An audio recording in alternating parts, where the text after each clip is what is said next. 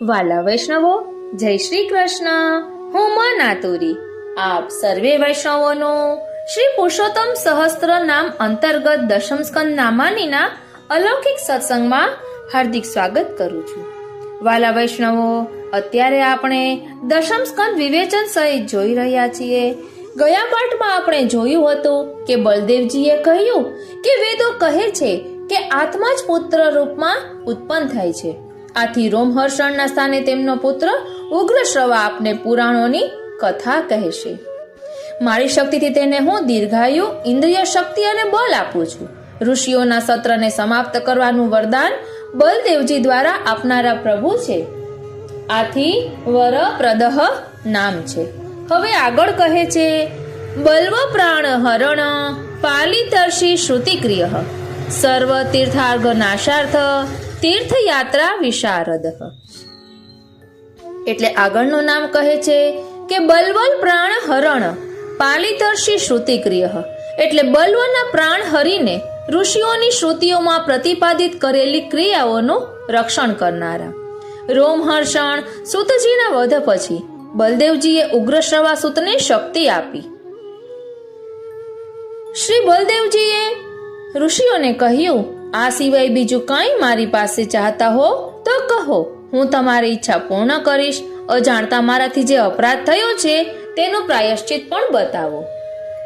ઋષિઓએ કહ્યું, બલ્વ નામનો ભયંકર રાક્ષસ છે. તે દરેક પર્વ પર અહીં આવે છે, અમારા સત્રને દૂષિત કરે છે. તે પાપીને મારો. આનાથી તમે અમારી મોટી સેવા કરી ગણાશે. તે પછી આપ એકાગ્ર ચિત્ત થઈ તીર્થોમાં સ્થાન કરતા 12 મહિના સુધી ભારત વર્ષની પરિક્રમા કરવા વિચરણ કરો. તેનાથી આપની શુદ્ધિ થશે. હવે પર્વનો દિવસ આવ્યો. બલવાન દાનવ આવ્યો. યજ્ઞશાળામાં અપવિત્ર વસ્તુઓ નાખવા લાગ્યો. તેના હાથમાં ત્રિશૂલ હતું. એકદમ કાળું અને ભારેખમ શરીર હતું. તેની ચોટી અને દાઢી મૂછ તપેલ તાંબા જેવા લાલ હતા. મોટી દાઢોથી તો મોં ભયાનક લાગતું હતું. શ્રી બલરામજીએ તેને જોઈ પોતાના મુશલ અને હળનું સ્મરણ કર્યું. બંને શસ્ત્ર તરત ત્યાં આવી ગયા. બલવલ આકાશમાં વિચરતો હતો. બલરામજીએ હળની અણીથી તેને ખેંચ્યો અને તેના માથા પર ક્રોધથી મુશળ ફટકારી તેનું માથું ફાટી ગયું. તે ધરતી પર ઢળી પડ્યો. આ રીતે ઋષિઓની વૈદિક ક્રિયાઓનું રક્ષણ કર્યું. હવે આગળનું નામ કહે છે, સર્વ તીર્થાર્થ નાશાર્થ તીર્થયાત્રા વિશારદ, એટલે સકલ તીર્થોના પાપને નાશ કરવા સારું તીર્થયાત્રા કરવામાં ચતુર કુશલ. ઋષિઓએ બલરામજીને તીર્થયાત્રા માટે વિધાન કરેલું. લોક સંગ્રહ એટલે કે લોકોમાં દાખલો બેસાડવાની દ્રષ્ટિ તે જરૂરી હતું. શ્રીનાથજી, તીર્થોમાં અનેક પાપીજનો પોતાના પાપોને દૂર કરવા આવે છે. સ્નાનાદિક ક્રિયાઓ કરે છે. આવું ઘણા કાલ સુધી બને છે. આથી તીર્થો દૂષિત અને પાપયુક્ત થાય છે. તીર્થોમાં સંચિત પાપને દૂર કરી પવિત્ર કરવા આ પ્રભુ પણ તીર્થયાત્રા કરે છે. બલદેવજી દ્વારા પ્રભુએ જ સર્વ તીર્થાટન કર્યું છે. બલદેવજી સંકર્ષણ સ્વરૂપ છે. સંકર્ષણ શ્રી કૃષ્ણનું સ્વરૂપ છે. એટલે તીર્થયાત્રા કરનારા બલદેવજી છે. છતાં અહીં તીર્થયાત્રા કરવામાં વિશારદ શ્રી કૃષ્ણ જ છે. પછી આગળ કહે છે, જ્ઞાન ક્રિયા વિભેદેષ્ટ ફલ સાધન તત્પર સારથ્યાદિ ક્રિયા કરતા ભક્ત વશ્યત્વ બોધક. હવે આગળનું નામ કહે છે, જ્ઞાન ક્રિયા વિભેદેષ્ટ ફલ સાધન તત્પર, એટલે જ્ઞાન અને ક્રિયા એટલે કે કર્મ એ બંને ભેદો વડે જ્ઞાન અને કર્મના ફલને સિદ્ધ કરી આપવામાં તત્પર સમર્થ. શુભ અને અશુભ સર્વ કર્મો જ્ઞાનનિષ્ઠ થતા નષ્ટ થઈ જાય છે. બલદેવજી સંપૂર્ણ જ્ઞાનવાન છે. આથી ભગવત ભક્તિમાં નિષ્ઠાવાન છે. તેમને તીર્થયાત્રા વગેરે કર્મમાં આધીન બનવાની કંઈ પણ આવશ્યકતા નથી. અહીં ઋષિઓ જ્ઞાનમાં અધિકારી નથી. આ ઋષિઓની કર્મોમાં જ અતિશય શ્રદ્ધા ઉત્પન્ન કરવા આપે તીર્થાટન આદિ કર્મો સ્વીકાર્યા છે. આથી જ્ઞાન તથા કર્મ બંનેને આ પ્રતિપાદન કરનાર છે. જેવો જેનો અધિકાર છે તેને તેવા ફલ પ્રાપ્ત કરાવવામાં ભગવાન સહાયવાન થાય છે. બલદેવજીના તીર્થયાત્રા કર્યાના પ્રસંગ ઉપરથી ભાગવતમાં આ 228માં શ્લોકનું પહેલું નામ યોજવામાં આવ્યું હોય તેમ જણાય છે. પછી આગળ કહે છે, સારથ્યાદિ ક્રિયા કરતા એટલે કે સારથી થવું વગેરે ક્રિયાના કરતા. વાલા વૈષ્ણવો, શ્રી કૃષ્ણ અર્જુનના રથના સારથી બન્યા છે. પાંડવો પર વારંવાર અનુગ્રહ કર્યો છે. આ માટે આપે જે ક્રિયાઓ કરી તે બધા કાર્યો અથવા લીલાઓના કરનાર શ્રી કૃષ્ણ છે. પછી આગળનું નામ કહે છે, ભક્ત વશ્યત્વ બોધક, એટલે ભગવાન ભક્તને વશ એટલે કે આધીન છે તેવો બોધ કરનારા. ભગવાનના યુદ્ધમાં શ્રી કૃષ્ણે અર્જુનનું સારથીપણું કર્યું. દુર્યોધનનો નાશ કરવા બળદેવજી સંમત ન હતા, છતાં ભક્તજનોનો પ્રિય કરવા દુર્યોધનનો નાશ કર્યો. આમ શ્રી કૃષ્ણે હું ભક્તવશ છું તેવું બલદેવજીને પણ દર્શાવ્યું છે. આ રીતે ભક્તો એવા પાંડવોને આપ વશ છે એમ દર્શાવ્યું છે. 996 અને 997 નામો શ્રી કૃષ્ણનો ભક્ત પાંડવો તરફ પક્ષપાત દર્શાવે છે. આ સિવાય પણ શ્રી કૃષ્ણ ભક્તાધીનપણું દર્શાવ્યું હોય એવી અનેક લીલાઓ શ્રીમદ ભાગવતજીમાં વર્ણવી છે. વાલા વૈષ્ણવ, અહીં એક ખુલાસો કરવાનો કે શ્રી કૃષ્ણ ભગવાને કુંતાજીને કેન્દ્રમાં રાખીને પાંડવોને સહાય કરી હતી, કારણ કે કુંતાજી પરમ ભક્ત છે એવું પણ વચનામૃતમાં આવે છે. પછી આગળનો શ્લોક કહે છે, સુદામા રંક ભાર્યાર્થ ભૂમ્યા નિતેન્દ્ર વૈભવ રવિ વિગ્રહ નિમિત્તાપ્ત કુરુક્ષેત્રૈક પાવન. એટલે આગળનું નામ છે સુદામા રંક ભાર્યાર્થ ભૂમ્યા નિતેન્દ્ર વૈભવ, એટલે સુદામાજીના રંક પત્ની માટે ભૂમિમાં ઇન્દ્રના વૈભવને લાવનાર. આ કથા સ્કંદ 10 80 થી 81 અધ્યાયમાં છે. એક બ્રાહ્મણ હતો, સુદામા એનું નામ હતું. શ્રી કૃષ્ણ તે પરમ મિત્ર હતો. તે બ્રહ્મજ્ઞાની હતો, શાંત ચિત્ત અને જીતેન્દ્રિય હતો. જે મળે તેમાં તે સંતોષ માનતો. બંને પતિ પત્ની જૂના ફાટેલા વસ્ત્રો પહેરતા, બંને ભૂખથી દુબળા થઈ ગયા હતા. આ પરિસ્થિતિમાં પત્નીએ સુદામાને કહ્યું કે લક્ષ્મીપતિ શ્રી કૃષ્ણ આપના સખા છે, તમે તેમની પાસે જાઓ, તમારું દુઃખ કહો, તે તમને ખૂબ ધન આપશે. સુદામાએ વિચાર્યું કે ધનની તો ખાસ કોઈ વાત નથી, પણ શ્રી કૃષ્ણ ભગવાનના દર્શન તો થશે, જીવનનો આ જ મોટો લાભ છે. આવું વિચારી તેમણે કૃષ્ણ પાસે જવાનું વિચાર્યું. પત્ની પડોશમાંથી 4 મુઠ્ઠી પૌવા લાવી. તે ભેટ કરીશ તેવું વિચારી સુદામાજી દ્વારકા આવ્યા. શ્રી કૃષ્ણના મહેલમાં પ્રવેશ્યા. શ્રી કૃષ્ણ આ વખતે રૂકમણીજીના પલંગ પર બિરાજ્યા હતા. તેમણે દૂરથી સુદામાને જોયા, ઉઠીને તેની પાસે ગયા અને ભેટી પડ્યા. સુદામાજીને પલંગ પર બેસાડ્યા, પૂજા કરી. સુદામાના પગ ધોઈને તે પાણી પોતાના માથે ચડાવ્યું, આરતી પણ કરી. સુદામાજી અને શ્રી કૃષ્ણ બાલ્યાવસ્થામાં સાંદીપની ઋષિના ગુરુકુલમાં સાથે ભણતા હતા. બંને મિત્રો તે દિવસના આનંદદાયક પ્રસંગો સ્મરવા લાગ્યા. શ્રી કૃષ્ણ દરેકના મનની વાત જાણે છે. તેમણે સુદામાજીને પૂછ્યું, મારા માટે કોઈ ભેટ લાવ્યા છો? શ્રી કૃષ્ણ કહે છે, મારો પ્રેમી ભક્ત જ્યારે પ્રેમથી થોડી વસ્તુ અર્પણ કરે છે તે મારા માટે ખૂબ થઈ જાય છે. અભક્ત બહુ ભેટ ધરે તો તેથી હું સંતુષ્ટ થતો નથી. શ્રી કૃષ્ણે આવું કહ્યું તો પણ સુદામાજીએ લજાથી પૌવાની પોટલી ન આપી. ભગવાને વિચાર્યું કે આ મારો પ્રિય સખા છે, તેણે મને લક્ષ્મીની કામનાથી ભજ્યો નથી. આ સમયે તે પોતાની પતિવ્રતા પત્નીને રાજી રાખવા તેના આગ્રહથી અહીં આવ્યો છે. શ્રી મહાપ્રભુજી આ શ્લોકમાં જણાવેલ શબ્દોને અનુસરી અને તે મર્મને બરાબર સમજાવવા આ નામ યોજ્યું છે. શ્રી કૃષ્ણે પૌવાની પોટલી ઝૂંટવી લીધી અને કહ્યું, પૌવા કેવલ મને નહીં, સંસારને તૃપ્ત કરવા પર્યાપ્ત છે. આમ કહી 1 મુઠ્ઠી પૌવા ખાધા અને સુદામાને અઢળક સંપત્તિ આપી. આ સંપત્તિ તેની પત્નીનું પ્રિય કરવા માટે આપી હતી. પછી આગળનું નામ કહે છે, રવિ વિગ્રહ નિમિત્તાપ્ત કુરુક્ષેત્રે પાવન, એટલે સૂર્યના નિમિત્ત થઈ કુરુક્ષેત્રને પાવન કરનારા.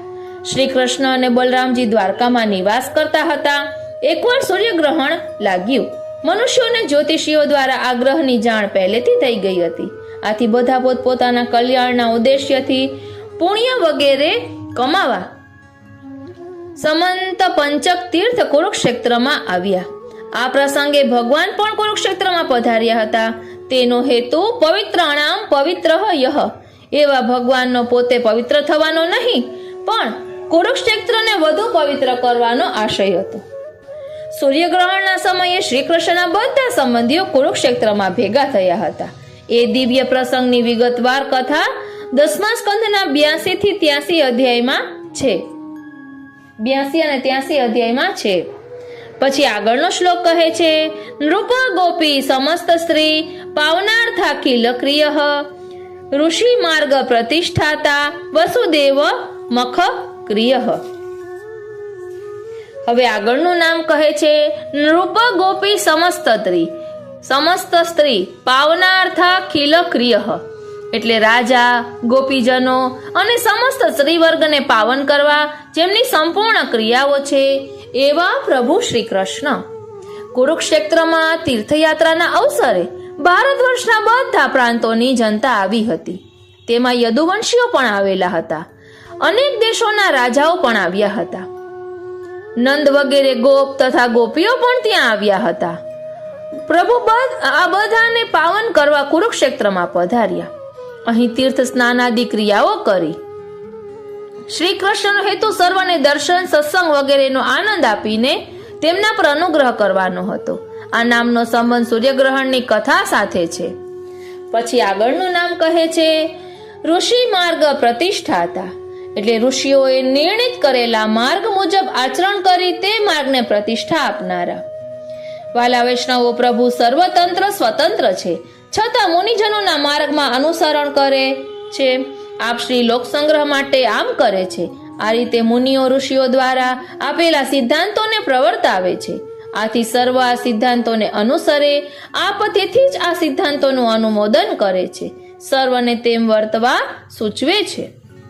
પછી આગળનું નામ કહે છે, વસુદેવ મખ ક્રિયઃ, એટલે વસુદેવજીના યજ્ઞની ક્રિયાઓ જેમનાથી થઈ રહી છે તેવા શ્રી કૃષ્ણચંદ્રને હું નમન કરું છું. કુરુક્ષેત્રમાં ઋષિઓ પણ આવેલા. વસુદેવજીએ તેમને પ્રાર્થના કરી કે મને ઉપદેશ આપો, જેથી મારી કર્મ વાસનાઓનો આત્યંતિક નાશ થાય અને મોક્ષ મળે. ઋષિઓએ કહ્યું, યજ્ઞ દ્વારા યજ્ઞના અધિપતિ ભગવાન વિષ્ણુની આરાધના કરો. આ સાંભળી વસુદેવજીએ યજ્ઞની તૈયારીઓ કરી. તેમણે પ્રત્યેક યજ્ઞમાં જ્યોતિષ્ટોમ, દશયજ્ઞ પૂર્ણ, માસવ પ્રાકૃત યજ્ઞો, સૌર સત્રાદિ વૈકૃત યજ્ઞો વગેરે અગ્નિહોત્ર વગેરે યજ્ઞો દ્વારા વિષ્ણુ ભગવાનની આરાધના કરી. ભગવાન શ્રી કૃષ્ણ સ્વયં યજ્ઞરૂપ છે, તો પછી તે યજ્ઞની સકલ ક્રિયાઓ આપની હોય અને પોતાના આધારથી ચાલી રહી, તેમાં શું આશ્ચર્ય. 10મ સ્કંદના 84મા અધ્યાય પ્રમાણે વસુદેવજી અનાયાસ જ પોતાના ખૂબ મોટા મનોરથનો મહાસાગર પાર કરી ગયા હતા. પછી આગળના શ્લોકમાં કહે છે, વસુદેવ જ્ઞાનદાતા દેવકી પુત્ર દાયક અર્જુન શ્રી પ્રદાતા ચ બહુલાશ્વ સ્વરૂપદઃ. આગળનું નામ છે વસુદેવ જ્ઞાનદાતા, એટલે વસુદેવજીને જ્ઞાન આપનારા. વસુદેવજીને શ્રી કૃષ્ણ પર પુત્ર વાત્સલ્ય પ્રેમ હતો. શ્રી કૃષ્ણના સ્વરૂપનું યથાર્થ જ્ઞાન તેમને ન હતું. પુત્ર પ્રેમ જ તેમાં બાધારૂપ હતો. કુરુક્ષેત્રમાં મુનિઓ પણ એકત્રિત થયા હતા. મુનિઓએ શ્રી કૃષ્ણના સંબંધમાં વચનો કહ્યા. વસુદેવજીએ તે સાંભળ્યા. તે પછી વસુદેવજીને રામકૃષ્ણ એ બે પુત્રો પર પરબ્રહ્મ પરમાત્મા સ્વરૂપનું દિવ્ય જ્ઞાન થવા પામ્યું. ત્યાં સુધી તેમને પુત્ર ભાવ હતો. મુનિઓ દ્વારા સત્ય જ્ઞાન થયા પછી શ્રી કૃષ્ણે વસુદેવજીને તત્વજ્ઞાન ઉપદેશથી સમજાવ્યું હતું. શ્રી કૃષ્ણે કહ્યું, સંપૂર્ણ ચરાચર જગત બ્રહ્મ રૂપ સમજવું જોઈએ. આત્મા એક હોવા છતાં અનેક લાગે છે. સ્વયં પ્રકાશ હોવા છતાં દ્રશ્ય લાગે છે. સ્વરૂપ હોવા છતાં પોતાનાથી ભિન્ન લાગે છે. નિત્ય હોવા છતાં અનિત્ય અને નિર્ગુણ હોવા છતાં સગુણ રૂપમાં પ્રતીત થાય છે. આકાશ, વાયુ, અગ્નિ, જલ અને પૃથ્વી, આ પંચ મહાભૂત એક અને અનેક જેવા પ્રતીત થાય છે. વાસ્તવમાં તે એક જ રહે છે. આ જ રીતે આત્મામાં જુદાપણાની પ્રતીતિ થાય છે. એટલે જે હું છું તે જ બધું છું. 10મા સ્કંદના 85મા અધ્યાયમાં આ વર્ણન છે. શ્રી કૃષ્ણના વચન સાંભળી વસુદેવજીએ બુદ્ધિ સ્થિર કરી આનંદમાં મગ્ન થયા. વાણીથી મૌન થયા. મનથી નિસંકલ્પ થયા. પછી આગળનું નામ કહે છે દેવકી પુત્ર દાયક, એટલે દેવકીજીના પુત્રોને અર્પણ કરનાર. શ્રી કૃષ્ણે વસુદેવજીને જ્ઞાન આપ્યું તે વખતે દેવકીમાં ત્યાં હતા. દેવકીજીને તેમના મરેલા 6 પુત્રોની યાદ આવી. તેમણે શ્રી કૃષ્ણને કહ્યું, હું તમારી શરણાગત થઈ છું. તમારા ગુરુ સાંદીપનીજીના પુત્રને મરે ઘણો સમય થઈ ગયો હતો. ગુરુ દક્ષિણા આપવા તેમની આજ્ઞા તથા કાલની પ્રેરણાથી તમે બંનેએ યમપુરીમાંથી 2 પુત્ર પાછા લાવી આપેલ. તમે બંને યોગેશ્વરોના ઈશ્વર છો. આજે મારી પણ અભિલાષા પૂર્ણ કરો. કંસે મારા જે પુત્રોને મારી નાખેલા તે મને લાવી દો. માતાની વાત સાંભળી બંને ભાઈઓ યોગમાયાનો આશ્રય સુતરલોકમાં પ્રવેશ્યા. સુતરમાં બલિરાજા રાજ કરે છે. બલિરાજાએ બંનેને જોયા. કુટુંબ સહિત બંને ભાઈને ચરણોમાં પ્રણામ કર્યા. સિંહાસન પર પધરાવ્યા. ચરણ પ્રક્ષાલ્યા. ચરણોદક મસ્તક પર ધારણ કર્યું. ભગવાનની સ્તુતિ કરી. ભગવાને કહ્યું કે દેવકીજીના પુત્રો પાછા આપો. ભગવાને તેની માહિતી આપતા કહ્યું કે આ 6 પુત્રો પ્રજાપતિ મરીચી અને ઉણાના હતા. તે બધા દેવતા હતા. એકવાર તેમણે બ્રહ્માજીની મજાક કરી. આ અપરાધથી બ્રહ્માજીએ તેમને શ્રાપ દીધો. તે હિરણ્યકશિપુને ત્યાં પુત્ર રૂપે થયા. યોગમાએ તેમને ત્યાંથી દેવકીજીના ગર્ભમાં રાખી દીધા અને ઉત્પન્ન થતા જ કંસે તેમને મારી નાખ્યા. માતાનો શોક દૂર કરવા અમે તે 6 ને સાથે લઈ જઈશું. પછી તે શાપ મુક્ત થઈ તેમના લોકમાં જતા રહેશે. આ 6 દેવોના નામ સ્મર, ઉદ્ગીત, પરિશ્વંગ, પતંગ, ક્ષુદ્રભૃત અને ગૃણા છે. મારી કૃપાથી તેમને ફરી સદગતિ મળશે. આ 6 બાળકોને લઈ શ્રી કૃષ્ણ અને બલરામજી દ્વારકા પાછા પધાર્યા. બાળકો માને સોંપી દીધા. પછી આગળનું નામ કહે છે અર્જુન સ્ત્રી પ્રદાતા, એટલે અર્જુનને પોતાના બહેનની સ્ત્રી તરીકે પ્રાપ્તિ કરાવનારા શ્રી કૃષ્ણચંદ્રને હું નમન કરું છું. વાલા વૈષ્ણવો, 86મા અધ્યાયની શરૂઆતમાં પરીક્ષિતજી પૂછે છે કે મારા દાદા અર્જુન અને દાદી સુભદ્રાજીનો વિવાહ કઈ રીતે થયો. તેના જવાબમાં શ્રી સુખદેવજી કહે છે, એકવાર અર્જુન તીર્થયાત્રાએ નીકળ્યા. વિચરણ કરતા પ્રભાસ ક્ષેત્રમાં પહોંચ્યા. અહીં તેમણે સાંભળ્યું કે સુભદ્રાજીનો વિવાહ દુર્યોધન સાથે થાય તેવું બલદેવજી ઈચ્છે છે. વસુદેવજી અને શ્રી કૃષ્ણ તેમાં સહમત નથી. અર્જુન ત્રિદંડી વૈષ્ણવનો વેશ લઈ દ્વારકા પહોંચ્યા. સુભદ્રાજીને મેળવવા અહીં વર્ષાકાળના 4 મહિના રહ્યા. કોઈ તેમને ઓળખી ન શક્યું. એકવાર બલરામજી અર્જુનને અતિથિ તરીકે ઘેર લઈ ગયા. તે પણ અર્જુનને ઓળખી શક્યા નહીં. અર્જુનને પ્રેમથી જમાડ્યા. તે વખતે અર્જુને સુભદ્રાને જોયા. તેમને પત્ની બનાવવાનો દ્રઢ નિશ્ચય કરી લીધો. સુભદ્રાજીએ પણ અર્જુનને જોયા અને તેમને પતિ બનાવવાનું મન કરી લીધું.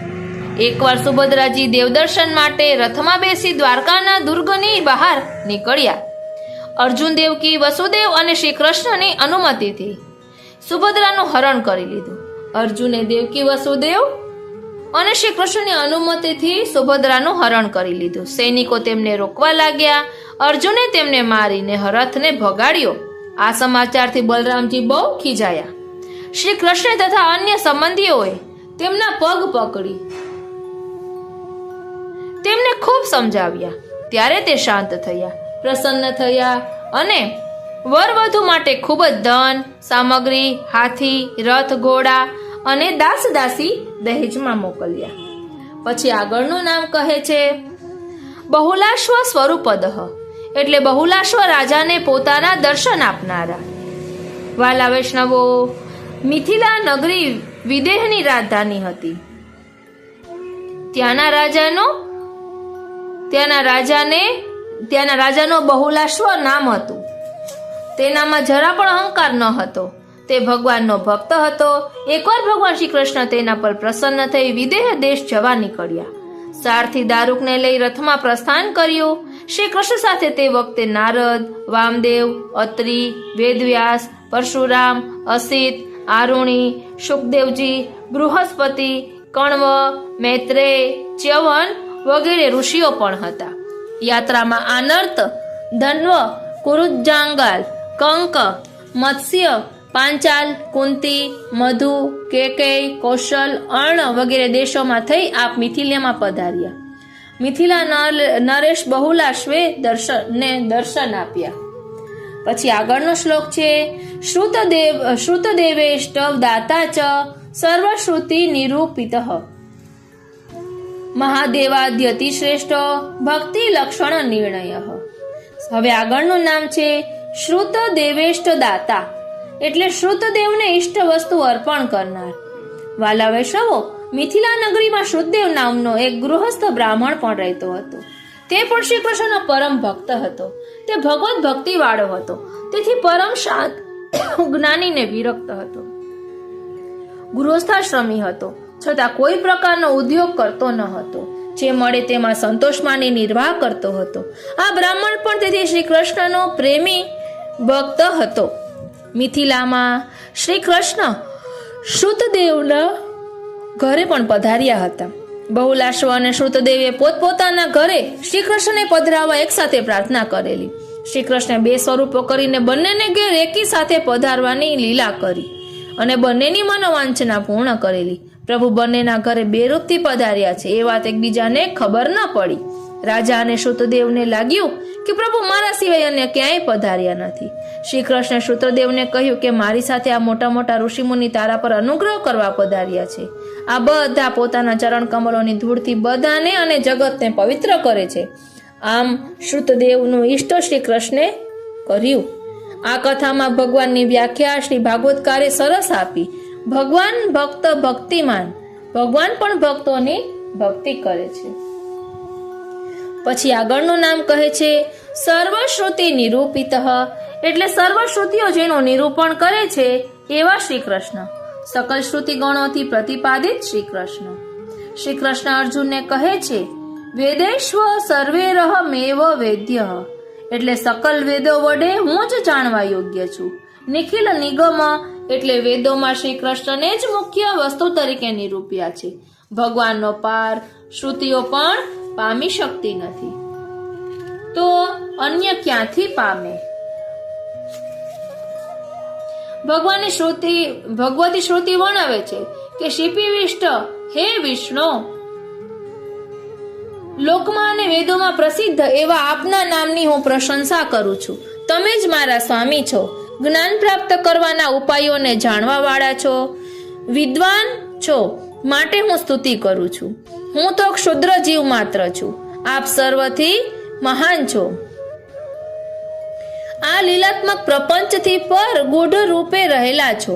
આથી આપના અગણિત ગુણો પણ મહિમાને સ્તવન કરવા પ્રવૃત્ત થયો છું. આપના અપાર મહિમાને કોઈ પણ શ્રવણ કરી શકતા નથી. યતો વાચો નિવર્તન્તે અપ્રાપ્ય મનસા સહ, એટલે જ્યાંથી વાણી અને મન કંઈ પણ મેળવ્યા સિવાય પાછા પડે છે, આવા અનેક શ્રુતિ સ્મૃતિઓના વાક્યો ભગવાનનો મહિમા પ્રભાવ વર્ણવે છે.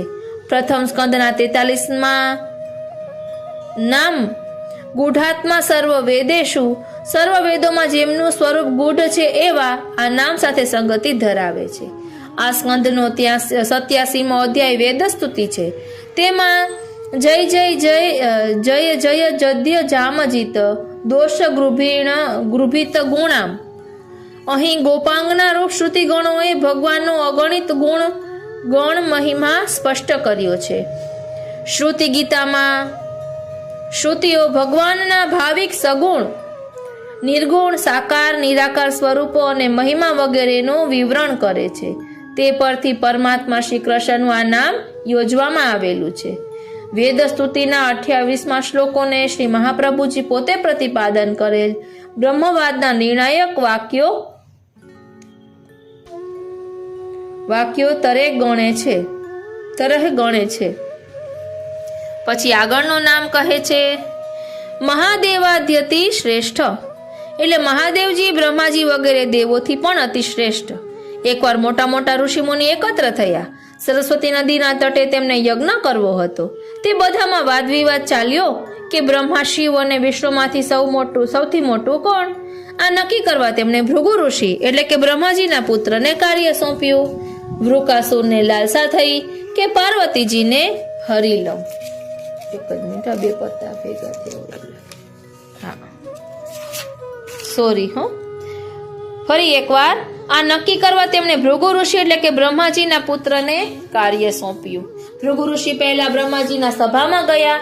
બ્રહ્માજીના ધૈર્યની પરીક્ષા કરવા તેમણે બ્રહ્માજીને નમસ્કાર ન કર્યા, સ્તુતિ પણ ન કરી. બ્રહ્માજીને ક્રોધ આવ્યો.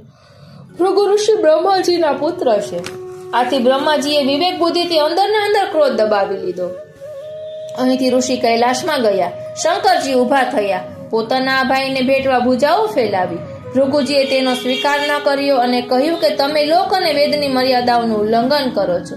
શંકરજીને ક્રોધ આવ્યો. ત્રિશૂળ ઉઠાવી ઋષિને મારવા તૈયાર થયા. પાર્વતીજીએ મનાવીને શંકરજીને શાંત પાડ્યા. અહીંથી ઋષિ વૈકુંઠમાં ગયા. વિષ્ણુજી લક્ષ્મીજીના પર્યંકમાં માથું રાખી સૂતા હતા, પોઢ્યા હતા. ઋષિએ વિષ્ણુજીની છાતી પર જોરથી લાત મારી. વિષ્ણુ ઝટપટ પોતાની શૈયા પરથી નીચે ઉતર્યા. ઋષિને પ્રણામ કર્યા, સ્વાગત કર્યું અને કહ્યું કે મને આપના શુભ આગમનની ખબર ન હતી. મારો અપરાધ ક્ષમા કરો.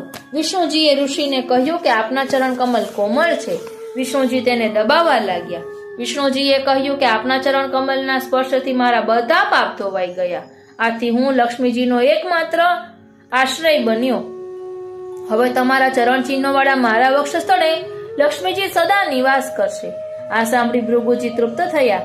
તેમનું ગળું રૂંધાઈ ગયું, આંખમાં આંસુ છલકાયા. તે ત્યાંથી મુનિઓ પાસે ગયા અને તેમના અનુભવો સંભળાવ્યા. મુનિઓનો સંદેહ દૂર થયો. ત્યાંથી તે ભગવાન વિષ્ણુને સર્વશ્રેષ્ઠ માનવા લાગ્યા, કારણ તે જ શાંતિ અને અભયનું ઉદ્ગમ સ્થાન છે. પછી આગળનું નામ કહે છે ભક્તિ લક્ષણ નિર્ણય, એટલે ભક્તિના લક્ષણોનો નિર્ણય કરનારા. વાલા વૈષ્ણવો, ભગવદ અનુગ્રહથી ભક્તિ મળે છે. પ્રભુ જ ભક્તિના લક્ષણોનો નિર્ણય આપનારા છે. પ્રભુ જેના પર અનુગ્રહ કરવાની ઈચ્છા કરે છે તેના ધન વગેરે સાધનોને હરી લે છે. પ્રભુ પોતાની તરફ તે જીવના અંતઃકરણનું આકર્ષણ કરે છે. આવા ભગવત કૃપા પ્રાપ્ત કરેલા ભક્તને ભક્તિના સંપૂર્ણ લક્ષણો સાધ્ય થાય છે.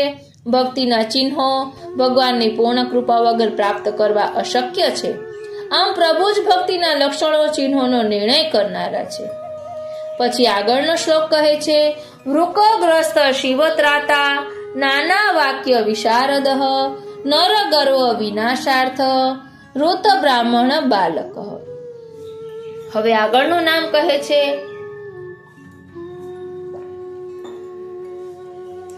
વૃકગ્રસ્ત શિવત્રાતા, એટલે વૃક નામના અસુરથી પીડાતા ભગવાન શંકરનું સંકર્ષણ કરનારા. વાલા વૈષ્ણવો, બ્રહ્મા, વિષ્ણુ અને મહાદેવ આ ત્રણેય શાપ અને વરદાન આપવામાં સમર્થ છે. આ ત્રણમાં મહાદેવ અને બ્રહ્મા શીઘ્ર પ્રસન્ન થાય છે કે રૂઠે છે તે અનુસંધાનમાં વરદાન કે શાપ આપે છે. ભગવાન વિષ્ણુ તેવા નથી. વૃક અસુર ભસ્માસુરથી પણ ઓળખાય છે. શંકરજી આ અસુરથી પીડાતા હતા. વિષ્ણુ ભગવાને તેનાથી શંકરજીનું રક્ષણ કર્યું. પછી આગળનું નામ છે નાના વાક્ય વિશારદ, એટલે અનેક પ્રકારના યુક્તિઓ વાળા વચનો બોલવામાં ચતુર.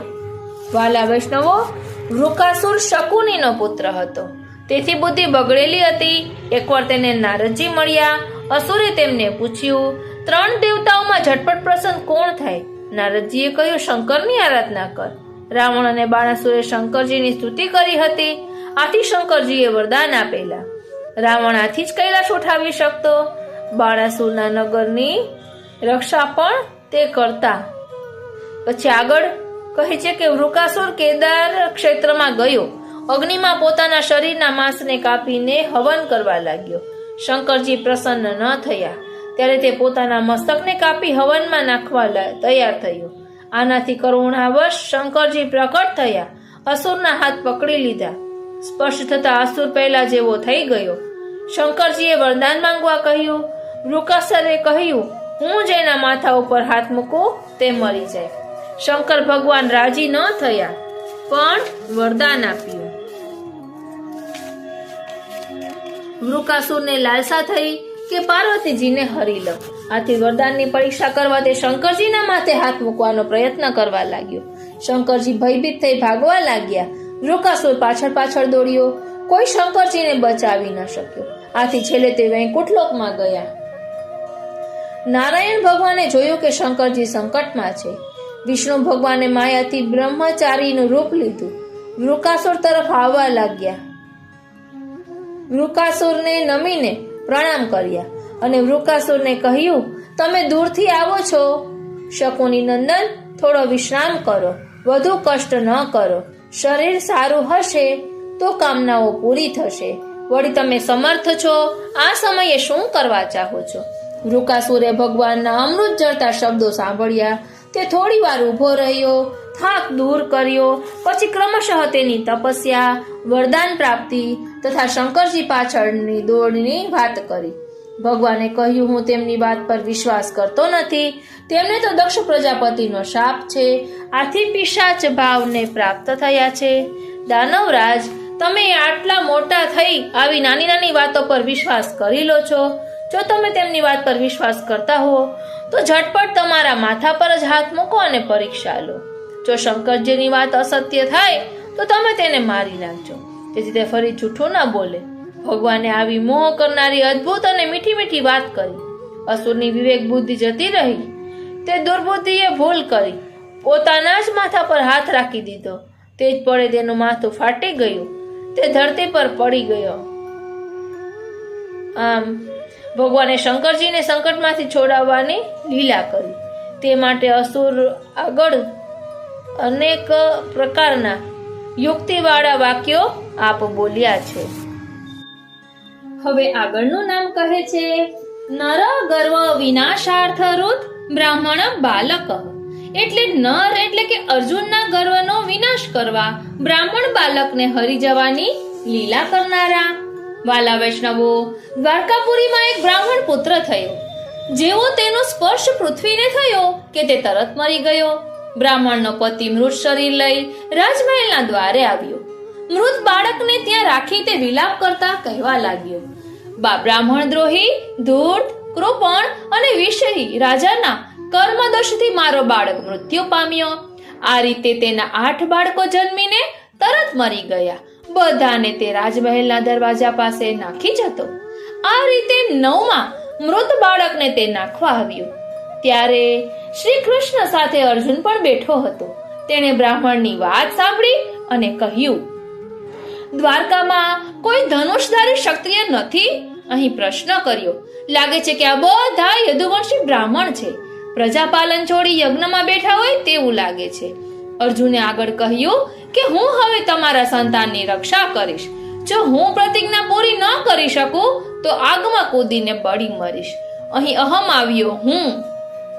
બ્રાહ્મણે કહ્યું કે શ્રી કૃષ્ણ, બલરામ, પ્રદ્યુમ્ન તથા અનિરુદ્ધ મારા પુત્રોને નથી રક્ષી શક્યા તો તમે કઈ રીતે કરશો? મને તમારી વાત પર વિશ્વાસ નથી થતો. અર્જુને કહ્યું, હું બલરામ, શ્રી કૃષ્ણ કે પ્રદ્યુમ્ન નથી, હું અર્જુન છું, જેનું ગાંડીવ ધનુષ વિશ્વ વિખ્યાત છે. મેં મારા પરાક્રમથી શંકરને સંતુષ્ટ કર્યા છે. યુદ્ધમાં સાક્ષાત મૃત્યુને પણ જીતી તમારું સંતાન લાવીશ. વાલા વૈષ્ણવો, અહીં અહમ કર્યો છે. આગળ જોશું શું થાય છે. બ્રાહ્મણીને પ્રસવનો સમય નજીક આવ્યો. બ્રાહ્મણ આતુરતાથી અર્જુન પાસે આવ્યો. કહ્યું, આ વખતે તમે મારા બાળકને મૃત્યુથી બચાવી લો. અર્જુને શુદ્ધ જળથી આચમન કર્યું, શંકર ભગવાનને નમસ્કાર કર્યા, દિવ્ય અસ્ત્રોનું સ્મરણ કર્યું, ગાંડીવ ધનુષ હાથમાં લીધું. અર્જુને બાણોને અનેક પ્રકારના અસ્ત્ર મંત્રોથી અભિમંત્રિત કર્યા.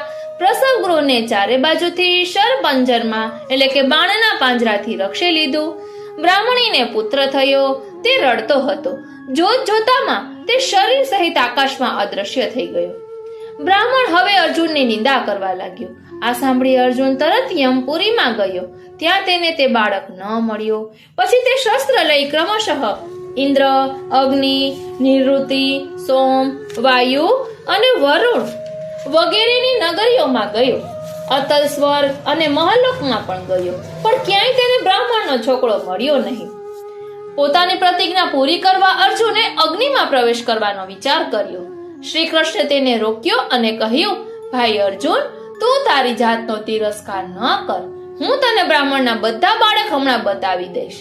પછી શ્રી કૃષ્ણ અર્જુનજીને લઈને ગયા અને ભૂમા નારાયણ ભગવાન પાસેથી બધા બાળકો પાછા લાવ્યા. બ્રાહ્મણને સોંપ્યા. આ બધી લીલા શ્રી કૃષ્ણે અર્જુનના ગર્વના વિનાશ માટે કરી હતી. અર્જુનનો ગર્વ ઉતરી ગયો. તેને લાગ્યું કે મનુષ્ય માત્રમાં જે કઈ બળ પરાક્રમ છે તે શ્રી કૃષ્ણની કૃપા રૂપ જ છે. પછી આગળનો શ્લોક કહે છે, લોકાલોક પરસ્થાન સ્થિત બાલક દાયક દ્વારકાસ્થ મહાભોગ નાના સ્ત્રી રતિવર્ધન. હવે આગળનું નામ કહે છે, લોકાલોક પરસ્થાન સ્થિત બાલક દાયક, એટલે લોકાલોક પર્વતથી પર રહેલા બધા બાળકોને પાછા લાવી આપનારા. અર્જુને દ્વારકાના બ્રાહ્મણને તેના મૃત બાલકને લાવી આપવા વચન આપેલું. તે વચન નિભાવી શક્યો નહીં. આથી તેની પ્રતિજ્ઞા પ્રમાણે તે બળી મરવા તૈયાર થયો. ત્યારે શ્રી કૃષ્ણે તેને રોક્યો અને કહ્યું કે હું તને બ્રાહ્મણના બધા બાળકો બતાવી દઉં છું. શ્રી કૃષ્ણ અર્જુન સાથે પોતાના દિવ્ય રથ પર બિરાજ્યા. પશ્ચિમ દિશા તરફ પ્રસ્થાન કર્યું. તેમણે 7 પર્વતો વાળા 7 દ્વીપ, 7 સમુદ્ર અને લોકાલોક પર્વત ઓળંગી ઘોર અંધકારમાં પ્રવેશ કર્યો. અહીં કંઈ દેખાતું ન હતું. રથના 4 ઘોડા પણ આમ તેમ ભટકવા લાગ્યા. ઘોડાના નામ શૈબ્ય, સુગ્રીવ, મેઘપુષ્પ અને બલાહક. શ્રી કૃષ્ણની આજ્ઞાથી તેજસ્વી ચક્ર આગળ ચાલવા લાગ્યો. તેના પ્રકાશમાં રથ આગળ ચાલ્યો અને અંધકારની અંતિમ સીમા પર પહોંચ્યો. અહીંથી જળરાશિ શરૂ થતી હતી. પ્રભુનો રથ દિવ્ય જળરાશિમાં પ્રવેશ્યો. ત્યાં એક મહેલ હતો. આ મહેલમાં ભગવાન શેષજી બિરાજ્યા હતા. તેમને 1000 મસ્તક હતા. દરેક ફેર પર સુંદર મણિ ઝગમગતા હતા. આવા શેષ ભગવાનની શૈયા પર પરમ પુરુષોત્તમ ભગવાન બિરાજ્યા હતા. પાર્ષદો, ચક્ર વગેરે આયુધો અને બ્રહ્મ આદિ વગેરે લોકપાલો આ ભગવાનની સેવા કરતા હતા. શ્રી કૃષ્ણ અને ભયભીત અર્જુને તેમને પ્રણામ કર્યા. શેષ શૈયા પર બિરાજેલા પ્રભુ ભૂમા પુરુષ છે. તેમણે ગંભીર વાણીથી કહ્યું, હે શ્રી કૃષ્ણ અને અર્જુન, તમને બંનેને જોવા માટે જ બ્રાહ્મણના બાળકોને મારી પાસે મંગાવી લીધા હતા. તમે બંને ધર્મની રક્ષા માટે મારી કલાઓ સહિત પૃથ્વી પર અવતાર ધર્યો છે. પૃથ્વીના ભારરૂપ દૈત્યોનો સંહાર કરી શીઘ્ર મારી પાસે પાછા આવો. તમે બંને ઋષિવર નર અને નારાયણ છો. ભૂમા ભગવાન અને કૃષ્ણ તથા અર્જુને નમસ્કાર કર્યા. ભૂમા ભગવાને બ્રાહ્મણના બાળકોને પાછા આપ્યા. બંને જે રસ્તેથી આવ્યા હતા તે રસ્તેથી દ્વારકા પાછા ફર્યા. આ બાળકોને શ્રી કૃષ્ણ અને અર્જુને તેના પિતાને સોંપી દીધા. અર્જુને અનુભવ્યું કે જીવનમાં જે બળ છે તે બધું ભગવાન શ્રી કૃષ્ણની કૃપાનું ફળ છે. 10મા સ્કંધના 89 અધ્યાયમાં આ વર્ણન આવે છે. પછી આગળનું નામ કહે છે, દ્વારકાસ્થ મહાભોગ નાના સ્ત્રી રતિવર્ધન, એટલે દ્વારકા નગરીમાં મહાવૈભવ માટે વિવિધ પ્રકારની વનિતાઓમાં રતિ સંબંધી પ્રીતિને વધારનાર. ભગવાન 16,000 થી અધિક પત્નીઓના એકમાત્ર પ્રાણ વલ્લભ હતા. દરેક પત્નીના અલગ મહેલ હતા. તેટલા અદ્ભુત રૂપ ધારણ કરી તેઓ તેમની સાથે વિહાર કરતા હતા. બધી પત્નીઓના મહેલોમાં સુંદર સરોવર હતા. તેના નિર્મળ જળમાં જુદા જુદા રંગોના કમળો મહેકતા હતા. હંસ, સારસ વગેરે પક્ષીઓ ત્યાં કલરવ કરતા રહેતા. પ્રભુ કોઈ વાર નદીઓના જળમાં તો કોઈ વાર જળાશયોમાં પ્રવેશ કરી પત્નીઓ સાથે જળ વિહાર કરતા હતા. આ વખતે ગંધર્વો તેમના યશનું ગાન કરવા લાગતા અને સૂત, માગધ અને બંદીજન ખૂબ આનંદથી મૃદંગ, ઢોલ, નગારા અને વીણા વગેરે વગાડતા. પ્રભુ અને તેમની પત્નીઓ પિચકારીથી પણ વિહારો કરતા. વિહાર કર્યા પછી પોતપોતાના વસ્ત્ર આભૂષણ ઉતારી નટો અને નર્તકીઓને આપી દેતા. પછી આગળનું નામ કહે છે, મનસ્તિરોધાન કૃત વ્યગ્ર સ્ત્રી ચિત્ત ભાવિત. આગળનું નામ છે મનસ્તિરોધાન કૃત વ્યગ્ર સ્ત્રી ચિત્ત ભાવિત, એટલે મનોવૃત્તિઓનો તિરોધાન થઈ જવાથી વ્યગ્ર વિહ્વલ બનેલી સ્ત્રીઓએ પોતાના ચિત્તમાં જેમની ભાવના કરેલી છે એવા શ્રી કૃષ્ણને હું વંદન કરું છું. વાલા વૈષ્ણવો, ભગવાન રાણીઓ સાથે વિહારો કરતા રહેતા. તેમની ચાલ ઢાલ, વાતચીત, ચિતવન, મુસ્કાન, હાસ વિલાસ અને આલિંગન વગેરે રાણીઓની ચિત્તવૃત્તિને તેમની તરફ ખેંચતી રહેતી. રાણીઓને બીજી કોઈ વાતનું સ્મરણ જ રહેતું નહીં. રાણીઓનું જીવન સર્વસ્વ શ્રી કૃષ્ણ જ હતા. તેઓ શ્રી કૃષ્ણના ચિંતનમાં ખૂબ જ મગ્ન થઈ જતી. આથી ઘણી વાર સુધી ચૂપ થઈ જતી. પછી ઉન્મત્તની જેમ અસંબદ્ધ વાતો કહેવા લાગતી. ક્યારેક ક્યારેક પ્રેમના ઉન્માદમાં શ્રી કૃષ્ણ ઉપસ્થિત હોવા છતાં વિરહનો અનુભવ કરતી. અને ઘણું કહેવા લાગતી. 90મા અધ્યાયમાં માહિષી ગીત છે તે આ માહિષીઓ એટલે કે રાણીઓએ ગાયું છે. તેમનામાં વૈચિત્ય ભાવ જાગ્યો છે અને આ ગીત ગાય છે. શ્લોક 15 થી 24માં માહિષીઓ કુરરી, ચકવી, સમુદ્ર, ચંદ્ર, મલ્યાનિલ, મેઘ, કોયલ, પર્વત, નદીઓ અને હંસને સંબોધીને આ ગીત ગાય છે. આ રીતે અહીં દશમ સ્કંદ ઉત્તરાર્ધના 916 થી 1016 નામો અહીં સંપન્ન થયા.